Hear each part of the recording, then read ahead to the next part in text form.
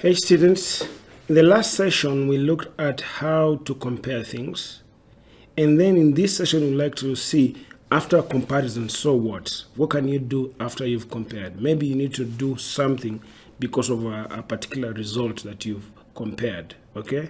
So we're going to talk about a concept called branching, okay? So I created a file called branching, okay, .py.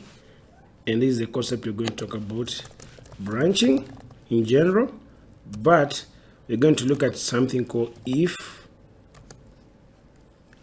and else, okay? Okay, so let's see. If my age is 20 and your age equals to 25 or 35, we could do something like this. If, that's what you write, if my age is greater than your age, I could print out something like, I am older than you. Else, I print out, you are older than me. Okay, so basically if my age is greater than your age, then yes, I'm older than you, and or else you're older than me. So let's run this.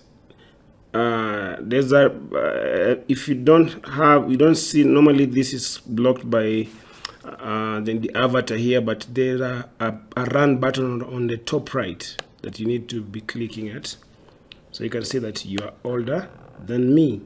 Okay, and we could make it more interactive then, so that we say that let my age, actually your age, let's ask the user to input the age. What is your age? Okay, and then now your age will be equal to, we need to convert it now. You see what I'm doing here? I'm just reassigning now, this time because this is a string, it will come back as a string, so I'm just making it an integer so that I can be able to compare. So let's run again and see. So we'll run here. I can see, what's your age? I can say I'm 45, and I can say you are older than me. How about, let's run again. What's your age? I'm 12.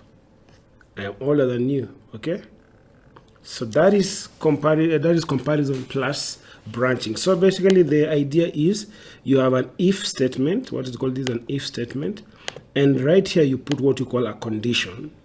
And this is where you check, which will return a boolean, true or false, from our previous example. So this could be here, it could be anything, could be any condition.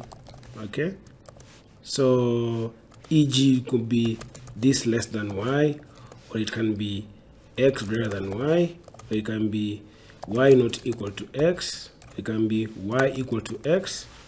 Okay, so those four comparisons that we looked at. There are more comparisons that we'll see later on, but those are the major comparisons that we look at, especially for ordered things like numbers and stuff like that. Okay, so that is what I wanted to show you today.